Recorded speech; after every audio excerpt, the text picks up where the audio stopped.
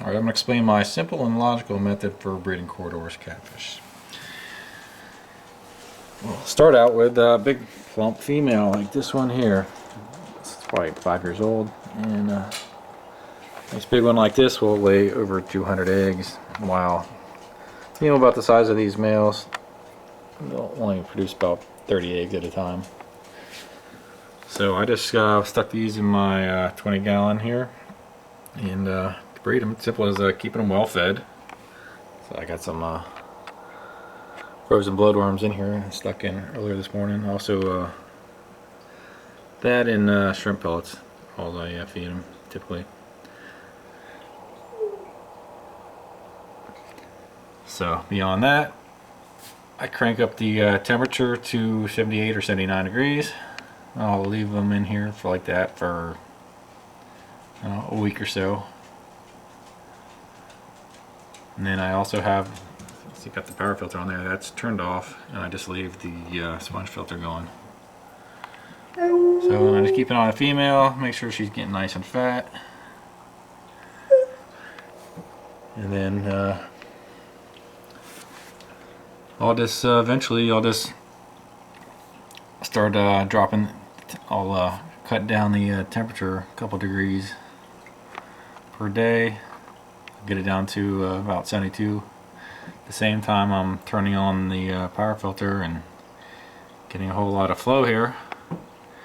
And then with a day or so, she'll be swimming up and down this side, laying all the eggs here typically, and sometimes just on the other side. And it's as simple as that. I mean, don't even need to remove the eggs from here. The flow here, or even add methylene blue. The flow will take care of oxygenation. That's the important thing for fish and their eggs, is keeping them oxygenated. So the fish that don't care for their eggs are the ones that are going to be laying their eggs in some place with good oxygen, good flow. So in the case of plecos or peacock gudgeons, fish that lay their eggs and stay with them, they stay with them and fan the eggs to make sure they get flow. And it's one of the reasons why they're looking for the like a rain, because with the rain they'll get an influx of fresh and agitated, oxygenated water. Also an increase of food, little particle stuff that the fry will need to eat.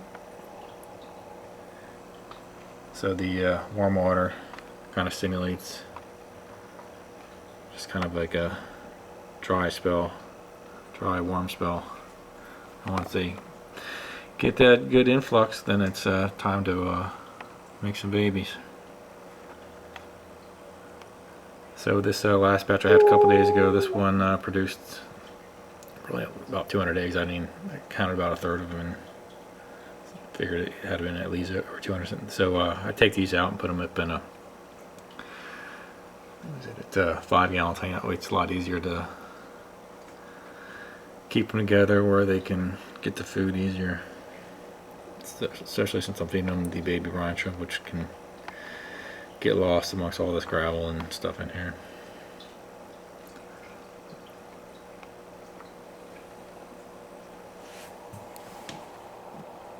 So yeah, I just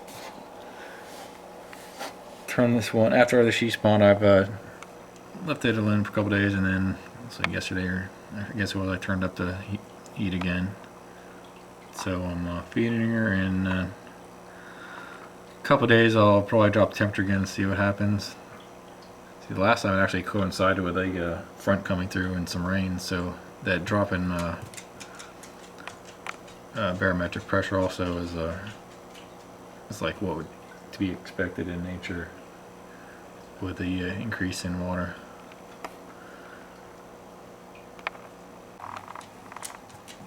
Yeah, so changing water is not necessary. The changing of the water is, I mean, people think the changing water to it. No, it's kind of like a simulation of the flow or maybe change, if you're adding cool water, that influx of cool water is what's doing it, not the act of changing the water. You could take out a couple gallons, cool it down, and add it back using the exact same water, and it's not gonna make a difference. So parameters, yeah, nothing special about the parameters. It's probably 7.2, 7.4 pH. Definitely not soft water, but not hard. It's typical moderate tap water.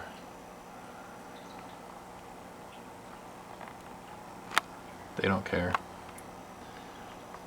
So I got some in my rainbow fish display tank. I mean I don't even change temperature in there, and I'll get them spawning up on the glass every few weeks or so. And as long as they're getting plenty of food making it to the bottom, they're happy. Alright, morning of December 18th. The previous videos were filmed on the 15th. And yeah, looks like they're in the middle of some spawning. And well, actually, right here, found these eggs earlier this morning. So proof that my method works. Temperature is like 72 right now. I think I guess I dropped it down a little, one more degree from what it had been. And the barometer has actually gone up because the rain moved out. Had a nice sunny morning today, though the clouds are starting to move back in, and we'll get rain again tonight. So I don't know. She doesn't really look full of eggs, so they might just be going through the motions.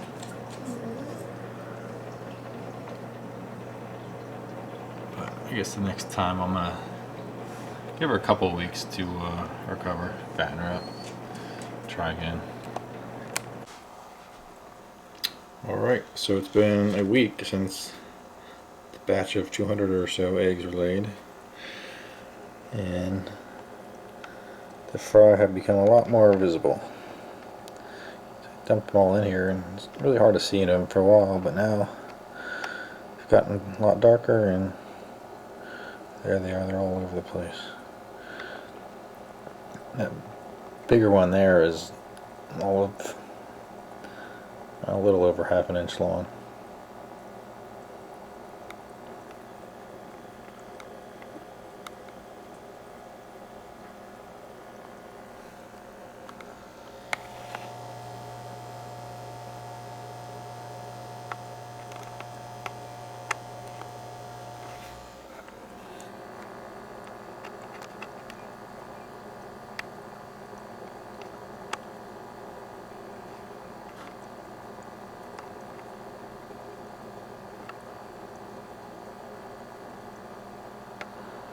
Yeah, so with these guys, I dumped in a bunch of my hang on the back filter stuff. I knocked a bunch of that stuff loose in the container and just been sitting around for a while, and then I dumped it in here along with the fish. So they eat on that stuff. I've also been keeping the influx of baby brine shrimp. Keep the bigger ones eating, and I'm not sure, these tiny ones might be able to eat them at this point. But hopefully this will be a big successful batch and I can make some decent money. This is a big 150 or the 55 gallon tank, and notice the corys all swarming up in here earlier today, and sure enough they're eggs. Few eggs, but it also looked like they were trying to eat them. Stuck a net here, and then I came home and found a couple more eggs stuck in the net. 5 hours later. And checking this tank again. Got more eggs than there were this morning. So now I'm gonna make sure they've hardened, and then I'm gonna take them out and put them in a container for hatching. Alright, this is a look at my hatching phase for the corys. Since I'm not keeping them in that 20 gallon, it makes it a little bit easier to control them in here. I I'll put all the eggs in this plastic mayonnaise jar. 1 drop of methylene blue, just as a preventative in case of the fungus, and the air stone to keep the water moving, keep them getting oxygenated. And I got this piece of wood in there that just helps hold it up so it's not tipping over, and have it set at 79 degrees. Since it's these eggs were hatched this morning, Wednesday morning, so they should probably be hatching Friday morning. So I'll be checking in again then. Probably have look for little tiny, really tiny tadpole looking things. And then once it looks like they're all hatched, I'll drain off most of the water and then dump them all in here. So if you're ready to give a shot at breeding some corys, try my simple method, and if it works for you, leave a comment. But thanks for watching.